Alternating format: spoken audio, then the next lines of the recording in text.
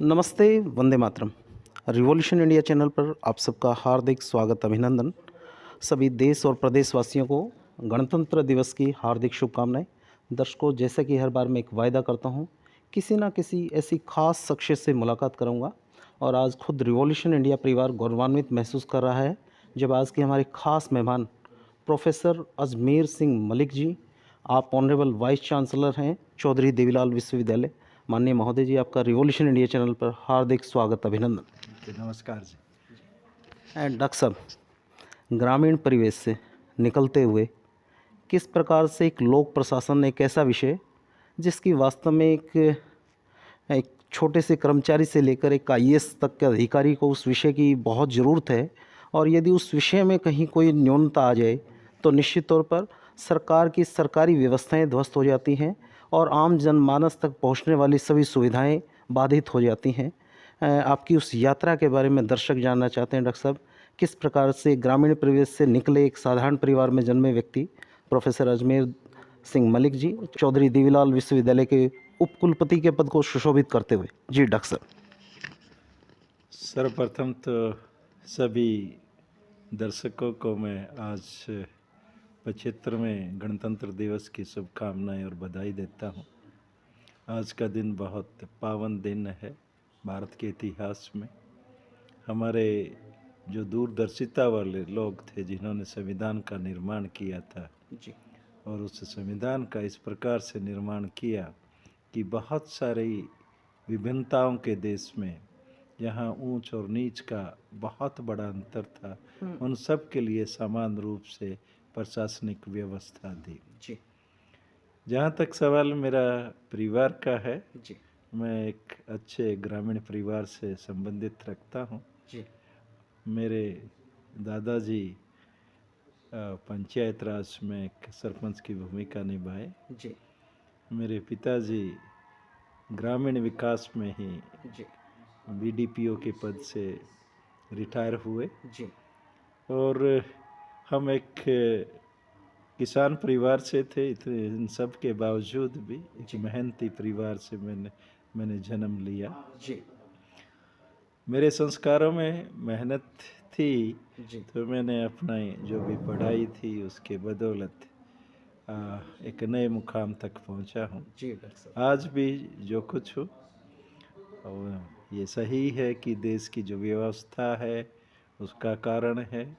ये सही है कि मैं एक शहर के नज़दीक के गांव का था, उसका कारण है।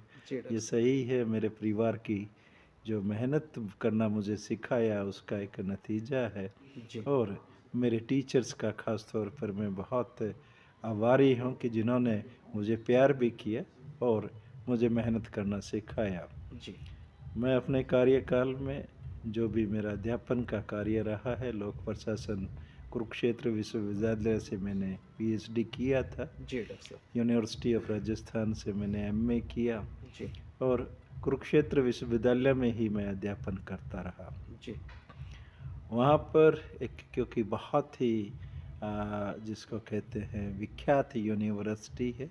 जी, जब भी मैं कहीं बाहर जाता तो मुझे मेरी यूनिवर्सिटी के नाम से जाना जाता था। जी, और जहाँ तक लोक प्रशासन विषय का है, लगभग वो सभी पद जो लोक प्रशासन के एक अध्यापक को मिलने चाहिए। जी, मैं प्रोफेसर रहा हूँ। मैं देश की जो सर्वोच्च। श्रेष्ठ जो संस्थान हैं, जी, चाहे वो यूनियन पब्लिक सर्विस कमीशन हो, जी, चाहे यूजीसी हो, उसमें मैंने सभी प्रकार के कार्यों को अंजाम दिया है। जी, लोक प्रशासन की एक शीर्ष संस्था है इंडियन पब्लिक एडमिनिस्ट्रेशन एसोसिएशन के। पिछले लगभग 10 साल से मैं उसके प्रेसिडेंट के रूप में हूँ। जी, आज मैं चौधरी देवीलाल विश्वविद्यालय के वाइस चांसलर के पद पर हूँ। अगर सही मायने में देखें कि पब्लिक एडमिनिस्ट्रेशन का जो ज्ञान था वो मैं आजकल यूनिवर्सिटी की एडमिनिस्ट्रेशन में शायद उसको सही उपयोग कर पा रहा हूँ। जी डॉक्टर साहब। पब्लिक एडमिनिस्ट्रेशन एक ऐसा विषय है जिसमें हम सरकार को चलाने और सरकार कैसे पब्लिक इंटरेस्ट में काम करती है उस तरीके के कार्यों को हम सिखाते हैं। ये विषय न केवल एक प्रतियोगी परीक्षा के वैकल्पिक विषय के रूप में है, जी। बल्कि जो सेलेक्ट होते हैं, जो चयनित होते हैं, उनको भी इस विषय का दोनों ही जो थ्योरेटिकल और प्रैक्टिकल नॉलेज दिया जाता है। जी। तो मुझे इस बात का बड़ा गर्व है, खुशी महसूस होती है हुँ। कि इस विषय की बदौलत जी। मैं इस पद पर पहुंच पाया हूँ। जी। डॉक्टर साहब, वर्तमान में आप चौधरी देवीलाल विश्वविद्यालय के कुलपति के रूप में आप पद को सुशोभित कर रहे हैं। प्रोफ़ेसर अजमेर मलिक जी ने अपने कार्यकाल के लिए कोई ना कोई एक टारगेट निश्चित किया होगा कि इस व्यवस्था को सुधार कर कुछ ऐसा यहाँ तक कुछ ऐसा करना है जब तक मेरा कार्यकाल है। वो क्या एक आपने टारगेट अपने लिए निर्धारित किया डॉक्टर साहब? अ, जैसा कि आपने शुरू में ही मुझसे प्रश्न किया था कि एक ग्रामीण अंचल से आते हैं। सभी जो भी लोग वहाँ से आते हैं उनको जो अवेयरनेस लेवल है, जानकारी है, या ख़ास तौर पर उनको क्या अपॉर्चुनिटी मिलनी है। हुँ। क्योंकि हर व्यक्ति का, चाहे वो कहीं भी पैदा हुआ है, उसका जो एम होना चाहिए, उसका उद्देश्य होना जी चाहिए डॉक्टर साहब। कि वो एक उच्च स्तर का जीवन कैसे जी सके। जी। आज का जो समय है, उस समय में अगर कोई व्यक्ति अपने ज्ञान और अपनी मेहनत और अपने कर्म से अगर उसमें एक्सेल करता है, उसमें एक अच्छा कार्य करता है, तो वो किसी भी पद पर पहुंच सकता है और एक अच्छा जीवन जी सकता है। न केवल वो, बल्कि दूसरों के लिए भी, अपने समाज के लिए भी, देश के लिए भी वैसा कार्य कर सकता है। जी। मैं चौधरी देवीलाल विश्वविद्यालय में कुलपति के तौर पर, ख़ास तौर पर उस विश्वविद्यालय को देखते हुए, क्योंकि वो एजुकेशनली बैकवर्ड एरिया है। जी। एजुकेशनली बैकवर्ड मैं उस सेंस में भी कहता हूँ कि वो लोग, वो परिवार, वो बच्चे जी। जो आर्थिक तौर पर ज़्यादा संपन्न नहीं हैं, हुँ। वो बाहर जाकर शिक्षा प्राप्त नहीं कर सकते। जी डॉक्टर साहब। सरकार की जो नीति है कि हमने अपने राज्य में 10 विश्वविद्यालय जी। इस प्रकार से अलग-अलग कोणों में जी। दिए हैं, हुँ। ताकि हर क्षेत्र के जो बच्चे हैं, वहाँ पर लोकली रह के वह स्थानीय स्तर पर ही हुँ। अच्छी शिक्षा, गुणवत्तापूर्वक शिक्षा जी। प्राप्त कर सके। चौधरी देवलाल विश्वविद्यालय भी इसी तरीके की संस्था है। जी। उस विश्वविद्यालय में जो मुख्य उद्देश्य है, सबसे पहले तो वहाँ का जो शैक्षणिक, जो एकेडमिक प्रोग्राम्स हैं, उनका विस्तार करना था। जी। न केवल विस्तार करना था, बल्कि अलग-अलग ऐसे एकेडमिक प्रोग्राम्स को देना जो एम्प्लॉयमेंट ओरिएंटेड हो, जी। ताकि वो लोग अपने जीवन स्तर को ऊंचा कर सके। जी डॉक्टर साहब। उस सारे काम को करने के लिए हमें सरकार का तो सहयोग है ही है, जी। लेकिन साथ में इस बात को भी हम बहुत इम्पोर्टेंट माना जाता है कि बच्चों को एक एकेडमिक कल्चर जी। वो प्रदान किया जा सके। दूसरा, उनकी एग्जामिनेशन, एडमिशन या उनके रिजल्ट से संबंधित जो सर्विसेज है जो जी। यूनिवर्सिटी प्रदान करता है, जी। वो टाइम पे मिले जी। और एफिशिएंटली मिले। जी। तीसरी इम्पोर्टेंट एस्पेक्ट उसमें होता है कि जो हम बच्चों के लिए, ख़ास तौर पर गरीब बच्चों के लिए, हुँ। अगर हम कोई भी देखते हैं, तो हमें लगता है कि बहुत सारे उस विश्वविद्यालय में मिले बहुत सारे बच्चे हैं जी। जो फीस नहीं भर सकते। जी। उनके लिए सामाजिक एक काम है, जी। जैसे कि स्टूडेंट एड फंड है, उससे भी फीस को हम उन बच्चों को मदद कर सकते हैं। जी। एक जननायक फाउंडेशन के साथ हमने वहाँ मेमोरेंडम ऑफ अंडरस्टैंडिंग जो जी। है किया है, जी। वो कुछ बच्चों को फीस भरने में आर्थिक मदद करती है। तो उन बच्चों को ख़ास तौर पर, हुँ। चाहे वो लड़कियां हैं, चाहे वो गरीब परिवार से हैं, उनका उत्थान करना, जी। वो किसी भी सरकारी संस्था का जो प्राइमरी ऑब्जेक्टिव होता है, उस तरीके की बातें। चौथी बात, वहाँ जो प्रोसेस है, क्योंकि आजकल डिजिटलाइजेशन का एक युग है, जी डॉक्टर तो साहब। हम अपने सभी यूनिवर्सिटी के सिस्टम को डिजिटलाइज्ड करने के प्रोसेस में है, प्रक्रिया जी। अभी हम कुछ हद तक पहुंच पाए हैं जी। और उम्मीद करते हैं कि अपने कार्यकाल में मोस्टली उस तरीके के कार्यकाल हो सकते हैं। जी डॉक्टर साहब। इसके उपरांत जो हम बात कर सकते हैं कि आज हमारी जो नेशनल एजुकेशन पॉलिसी है, जी। उसमें जो फोकस किया गया है, जी। फोकस खास तौर पर मैं कहूँगा एक होलिस्टिक डेवलपमेंट जी। की बात, जिसको होलिस्टिक जो एजुकेशन है उस तरीके की बातें, स्पोर्ट्स की बात हो, कल्चरल एक्टिविटीज़ की बात हो, एकेडमिक प्रोग्राम्स की बात हो, जी। उस तरीके के उद्देश्य के साथ जी। हमने कुछ प्रोग्राम अपने कैंपस में शुरू किए हैं और आने वाले अगले सेशन से जी। हम सभी एफिलिएटेड कॉलेजेस में उस तरीके का काम कर रहे हैं। यानी शिक्षा के क्षेत्र में अगर हम देश की मेन स्ट्रीम के साथ और जो एम्प्लॉयमेंट की ट्रेंड्स है उसके साथ अगर हम उनको स्किल प्रोवाइड कर सकें, उनको अपनी खुद की एम्प्लॉयमेंट या जो कॉरपोरेट सेक्टर में एम्प्लॉयमेंट ढूंढने के लिए उनको कैपेबल बना सके, इस तरीके के उद्देश्य है। जी। दर्शकों मैं बताना चाहता हूँ जिस प्रकार से हमें पता लगा है डॉक्टर साहब ने जितनी बातें कही वास्तव में बहुत लंबे समय से चौधरी देवीलाल विश्वविद्यालय में कुछ रिजल्ट का इशू था जिसकी वजह से बच्चे हरास होते थे। उस विषय पर डॉक्टर साहब ने बहुत काम किया। उसके अलावा सामाजिक सरोकार का जैसे विषय बताया, वास्तव में ये बातें इन लोगों को पता नहीं कितनी एक माननीय उपकुलपति महोदय की कितनी एक ताकत होती है, वो एक सामाजिक सरोकार के विषय को भी आम जनता तक पहुंचा सकता है।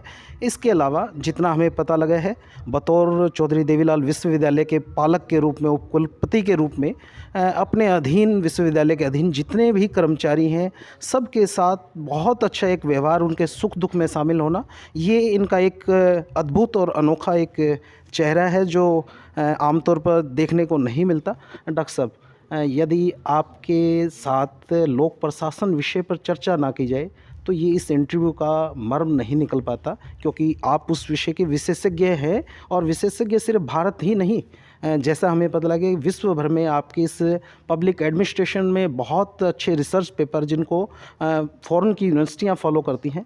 डॉक्टर साहब आप क्या मानते हैं, एक एचसीएस को भी लोक प्रशासन पढ़ना पड़ता है, एक आईएएस को भी पढ़ना पड़ता है, वर्तमान स्थिति में सरकार की, सेंट्रल गवर्नमेंट की, स्टेट गवर्नमेंट की जो कल्याणकारी नीतियां हैं किस प्रकार से आम जनता तक निर्बाध तरीके से पहुंच पाए, जो एक सुशासन की एक जो व्यवस्था है, इसमें आपको क्या और सुधार की आवश्यकता नज़र आती है ताकि जो एक जो विश्व गुरु का जो एक सपना है भारत का, राम राज्य की जो परिकल्पना है वो एक वास्तव में स्वाभाविक रूप से देखने में मिल पाए?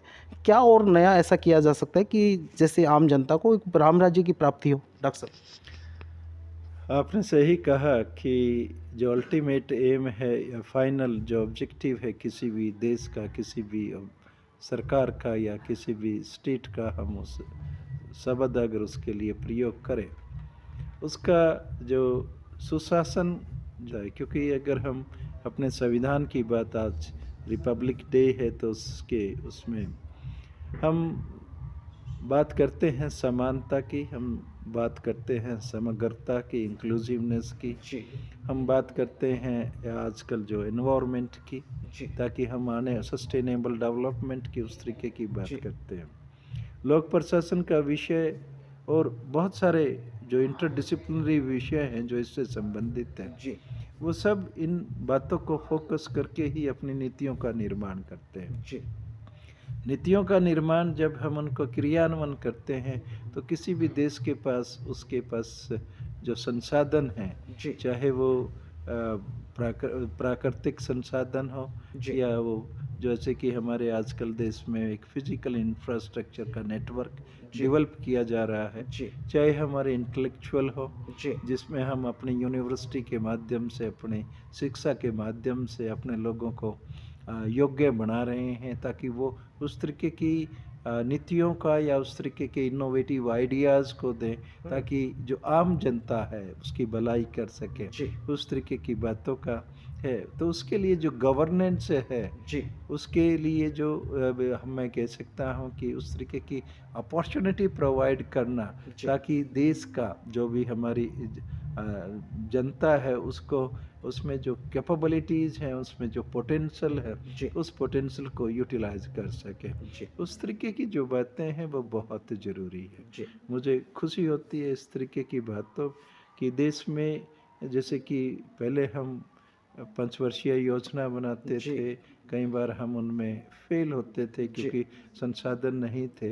लेकिन आज जिस तरीके की राजनीतिक व्यवस्था है जी। और उस राजनीतिक व्यवस्था के साथ जो प्रशासनिक व्यवस्था का एक क्लोज कोलैबोरेशन के साथ जी। हम, जैसे कि हमारे प्रधानमंत्री ने ही नारा दिया है, जी। विकसित भारत 2047, जी। उस तरीके का जो है एक बहुत लंबे टाइम के बाद हम अपना एक ऑब्जेक्टिव है, हम विश्व गुरु बन पाए। जी। उस तरीके की जो मोटिवेशन है, जी। हमने चंद्रयान बनाया, साइंस के क्षेत्र में बहुत सारा काम हम कर पाए हैं। ये सिर्फ उस तरीके के मोटिवेशन। दूसरे शब्दों में कहें कि पब्लिक एडमिनिस्ट्रेशन विषय के माध्यम से जी। हम नीतियों के निर्माण और उनके क्रियान्वयन को और क्वालिटेटिव और दक्षतापूर्वक जी। या इफ़ेक्टिव तरीके से हम उसको लागू कर पाएंगे।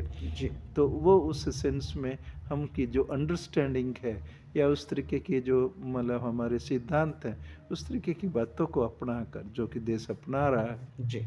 तो उससे ज़्यादा इफ़ेक्टिव कर सकते हैं। जी। हम अब ऑब्जेक्टिव लेके चलते हैं, जैसे कि हम NEP 2020 की बात करते हैं हरियाणा में, जी।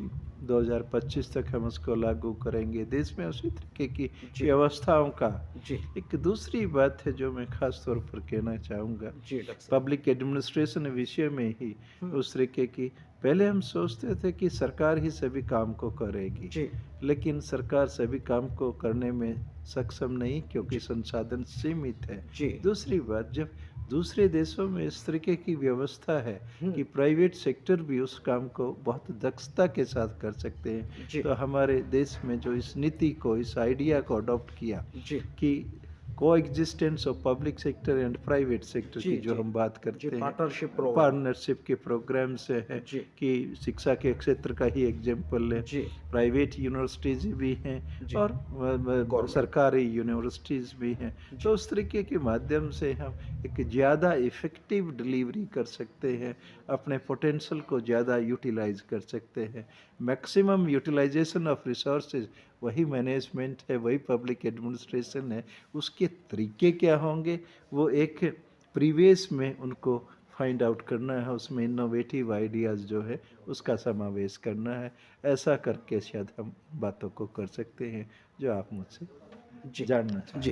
डॉक्टर साहब, जाते जाते आपने कीमती समय दिया, बहुत उसके लिए आभार। लेकिन जाते जाते जो लाखों युवा आपके इस इंटरव्यू को देखेंगे, उनके लिए एक प्रेरणादायक उद्बोधन, किस प्रकार से वो अपने जीवन में सफलता को प्राप्त करें और सफलता का मूल मंत्र आप देते चले डॉक्टर साहब। अगर मैं अपने एक्सपीरियंस की बात करूं तो मेरे सामने जो भी काम आया मैंने उसको दक्षता से, लगन से करने की कोशिश की। एक बात यही है। दूसरी बात यही है कि अगर हम ये सोच के चलें इसमें मेरा क्या इंटरेस्ट है और उसका क्या इंटरेस्ट है, उससे आप अपने उद्देश्य प्राप्त नहीं कर सकते।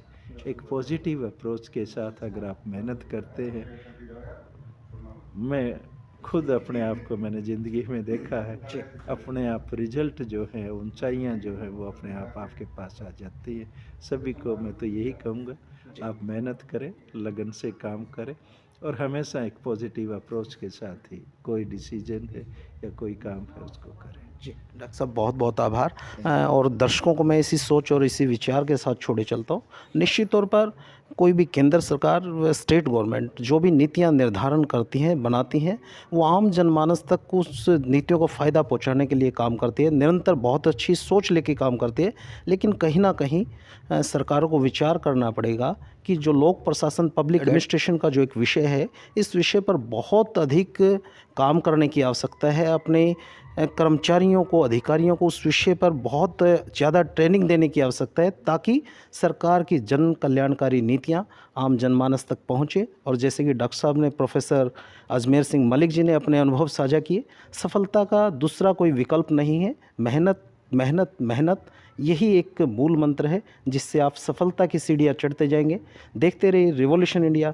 फिर किसी अन्य दिन किसी खास शख्स से मुलाकात कराएंगे। जय हिंद, जय भारत, वंदे मातरम।